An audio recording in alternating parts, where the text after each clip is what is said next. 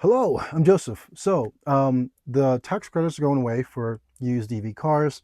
There is a whole bunch of used EV cars on the market that are potentially a lot cheaper than its gal's counterpart for even the same make and model and year of that car. That said, there is a lot of precautions you're going to have to take with buying these cars, as well as some realizations if this is going to be your first EV car and to drive. The number one thing is battery capacity. And the reason why I say that is that these websites, the dealers, the individuals selling will list the original range, the original battery capacity. This is not something you should be going off. The mileage in the year are not a direct indicator of the actual battery capacity either. I feel like this is disingenuous, and this should really be looked at for when selling used EV cars. They cannot be sold unless the battery capacity is mentioned, because you're not getting the original range, you're not getting the original capacity for sure. The issue with capacity is once you go below 85% battery capacity, you start to lose actual range in the car. So you're not even getting what they're advertising on these fucking websites. For example, most of these cars did have buffers. So the Fiat 500e has a 24 kilowatt battery, but only 21 of that was usable. So a 3 kilowatt buffer. In an event that you have like low energy, it will pull from that. Or when battery degradation starts to hit, it will pull from the battery. So after 85%, and that's true for the Nissan Leaf as well, you start to lose actual range in the car. A golden zone for used EV cars is around 90% battery capacity. From 100% to 85%, it is not at a constant rate, but it'll start to slow down a little bit. And from 85% to 70%, it'll slow down a lot more. After 70%, expect to not be able to charge your car anymore. So if it's close to it's like 71 for capacity, you're probably having an atrociously bad range, and you probably have like a year left in that car. That's, and people will sell this type of stuff to you. It's just really disingenuous. For if you're not able to get the battery capacity, you can ask the dealer, you can ask the website, you can ask the individual. If they're not going to give you it, do not even bargain for the type of car. You're buying a guess. The other thing is that there is a Kelly Blue Books price on these EV cars. I'd recommend that price for like 85%. If it's below 85% for capacity, use that as a way to get the price lower. I overpaid for mine, I'm just going to be honest. I did get it from Carvana, but that's because they just set the price. There is no bargaining with that. And for me, it was a gamble. But I wanted to get it before everyone starts to try to rush in and get these cars with the tax credits before we sit into like a long period of Carvana, of CarMax, all these dealerships kind of figuring out, oh, we actually do need to lower the price. We're going to have to lose money in these cars regardless, so on and so forth. So that's what I did. The other thing about this that you may not understand is that there's additional cost to owning these EV cars, and it may change in the future as well to get more expensive for ownership. The number one thing would be car insurance. Some of these cars, like the Fiat 500e, are produced in so few volume that replacement parts from the non-gas variants can't be easily sourced. Things like if you get a minor accident, your car might be marked as totaled because it just can't, there's the cost to repair is too high to source the part and do the labor as well. So you're looking at higher premiums for insurance. And then if you do get your car marked as totaled, you're doubling, tripling your cost moving forward for these type of cars. And then because it was an EV car, if you crashed it within, a short time frame and it gets totaled, you lost your ability to have access to the EV credits, because usually it's like every 3 years you can claim it or something like that. Another thing would be states have additional fees on top of your regular car insurance. Give some context here. California and Texas, I think is like $100 plus on top of the regular car insurance fee. And that's for streets and roads repair, which is fine because you're not paying for gas. Gas is taxed with that included. California has some of the worst roads, even though it has some of the highest cost of gas and the most tax added to the gas. I'm not sure why we still have such bad roads, to be honest with that. So you get extra fees. Tires is another big thing. The BMW i3 has like $200 a pop for tires. So it's really expensive to do tires. The Fiat 500e, you can't rotate the tires from back to front because they have different widths or thicknesses from front to back. They're the same tires that you buy for the outer part of it, but the rims are different. Not the rims, but I guess just the width of the tires are different. Technically, you can move them from back to front, but you're gonna have a bad experience driving that type of car when there are different tires like that. The other thing that we're going to have to kind of really dive into is the charging experience. Most of these cars are going to be limited to level 2 charging. If you cannot charge from home, or you're going beyond a 30-mile radius, which means you're going to have to find a charger anyways, the level 2 charging experience for me feels like abandoned hardware at this point. No one wants to use these. They're in places that get frustratingly to try to guess if it's going to be there or accessible or how expensive it's going to be. A Better Out Planner and PlugShare are your two apps you're most likely going to be depending on. But then you got to download the sea of different providers. We got things like ChargePoint, Blink, EVgo, EV Gateway, FlexWork, Shell Recharge, Telesis Network, or whatever. Like, it just goes on and on. And then we have things where you get stuck in a parking structure, so you get a parking fee, then you get a transaction fee, and then you get an hourly fee, and then you get a per kilowatt hour fee. And you can easily spend 2 to 3 times more than you would for gas. And I'll give you an example. I went to Corona, Anaheim, Long Beach. All these were in major shopping areas with prime real estate where gas cars were parked in these parts anyways because there was so little parking available. $5 plus per hour to charge. That included a $3 hourly fee with a 50 cents per kilowatt, 4 kilowatts per hour. It was $10 for 30 miles recouped for going on the freeway versus $4.04 and 5 minutes of my time in a gas car for the equivalent of that. So it was $10 versus $4. 60% difference in that, or more than 6, it was like 2.6% difference in the cost going from electric to gas. And the fact that I'm stuck there for 2 hours, like you're penalized for having to stay there so long and charge these cars, which really, really sucks. Okay, so that's just to kind of give you an idea of the start of this, but the chargers get worse too.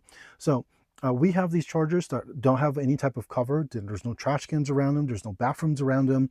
And if you're going at night, it's like people congregate around these areas, kind of like little mosquitoes going to like a little blue light or something like that. Every time I get at night to these chargers, just a bunch of homeless people around me, really weird activity happening around these parking lots in terms of possible drug deals and just a lot of like gunfire and stuff around. This is not particularly like a safe thing. On top of that, they're like little sticks in the ground. So if you're in a sea, like if you're in daylight, you're in a sea of cars, you're just driving up and down these alleys of cars, you're not going to have a very good fun time finding these chargers, even though if it's on a Google map or whatever else, that's one thing. And then the fact that you're using a Better Out Planner, using PlugShare, and then downloading one of the many apps and also using Google Maps, just to verify that if you get there, it's actually going to be there, that there was a recent charge time, that there was comments saying, oh, yeah, this is a great charger or something like that. And then you get there, it's a parking structure, so you get the parking fee, or it's a hospital that requires a PIN code, or it's a college that requires a student ID, or it's just a private business that's fenced off. Or you get there, like I said, the gas car is parked in that spot, or the charger clip is broken. It's like, it just goes on and on for all this stuff, for all these potential issues. And it's not even like a 50-50 coin toss. It's like a 20-sided D&D dice for when you potentially get there. Now, obviously, if you're very limited in your travels with these cars, you're going to find this out really quickly. You're going to be able to adjust. You're going to be able to find cheaper chargers. It's not all like a gloom and doom type of scenario, but this is going to probably be your first experience and very, very detrimental. And if you are unable to charge from home, you're absolutely going to rely on these level 2 chargers, which I'm going to be honest, like I said, it feels like abandoned hardware at this point. Like I saw a set of 12 chargers, or actually no, it was 20 chargers. 5 of them are online. It's been like that for months. These are not getting fixed. If 5 of them work, fine. If 5 of them work, because the last check-in for any of these chargers was like 3 months ago, and it would be like, oh, it was 3 days ago. Yeah, because I had used that charger 3 days ago.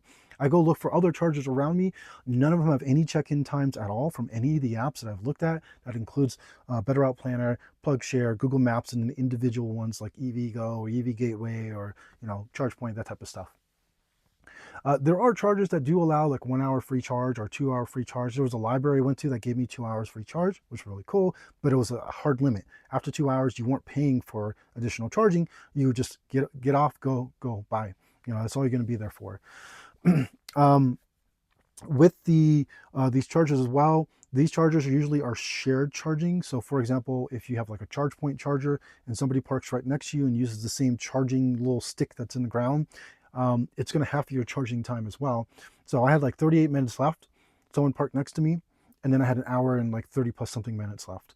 I just, I was like, you know what, I'm not gonna do this. I'm just gonna unplug and go somewhere else to find. I have enough charge to do that. They didn't have that. They were hysterically, like on the verge of crying they couldn't find another charger. It was the only charger they could find. And so I was like, yeah, here, you can get some extra charge, but the next charger is like the next city over, that type of thing for them. So that's some expectations to kind of get for these type of cars: tires, extra fees, the fact that what you're buying probably isn't what you're going to be expecting, and just the charging network in general for level 2 charging. And it's, again, a lot of this is geographical. It depends on your area and stuff like that. But it's a really hard bullet to bite. And then the fact that we have the potential of being charged not just from the state, but also the government to drive the car as well, an EV car for road maintenance and stuff like that. Like if it gets to that point, I don't see an ideal scenario for used EV cars moving forward, or just EV cars as well. If we keep getting taxed to the point that is as expensive as gas, and yeah, like, oh well, you don't have like gas or oil changes, you don't have a potential timing belt break, or your engine seizes up, or like all the different little oils and stuff that needs to be added in. But a battery replacement is basically just a dead end. The Nissan Leaf has probably the best scenario for this. It has over 66 locations around the world that will offer battery replacements. The Fiat 500e has one location in the world that will offer that. Any other place, you're going to have to, at minimum, buy another Fiat 500e and have a mechanic who knows something about these cars to be able to do a battery swap that way. It's just not realistic. Whereas with the Nissan Leaf in 2022, an individual open source information on how to do not just a full battery swap, but individual compartments of the battery, not down to the cell, but the individual compartments as well. And so that is a lot more nice in that you could keep the car running, and for a much lower cost. You're probably looking at a few thousand versus tens of thousands to do battery replacement. And so this is really difficult. I would say if you're like, if you are individual that owns a home, this is your second car, and you have a gas car or a car that can hit 300, 400 miles for a gallon tank or charge, absolutely, you look at these used EVs. But if this is the only car you own, there's going to be a huge like weight on you on every time you need to travel anything beyond like 50 miles, because you're looking at a very long time to be able to sit there and charge. My limit in a single 24-hour day is about 200 miles. And I say that because it's only 4 hours of actual driving. The rest of the 8 hours I'm spending is charge time. So I'm looking for chargers, I'm going to chargers that don't exist, I'm rerouting to other chargers and then sitting there to charge as well. That's just a reality of it. I can't go beyond 200 miles. And so like I've went from San Bernardino County to Los Angeles County, and also to San Diego County as well. And yeah, the chargers are all different in scenarios there for the experiences you're going to get between that. But it's just, I can't go that much further with this type of car for a single day. It's really difficult to do that. So kind of think about that. Think about your travel plans. And if not, put something aside for like a rental, because that's going to be a lot less headache on your part to be able to travel to that. And if you can get these cars with more miles on them, not more miles, more range on them, then yeah, battery degradation isn't that big of a deal. You think like Tesla, the cheapest Tesla I could find on the website I was shopping on was 20,000 versus the 11,000. It was like half the price. But then you get the Tesla charging network, which is a lot more, at least in Southern California, it's a lot better situated in terms of consistent experience. You might get wait lines, but at least you're getting to a set of chargers that are actually going to be there, that are actually going to work and not locked off to you or anything else like that. That's it. If anyone has anything else to add, please let me know.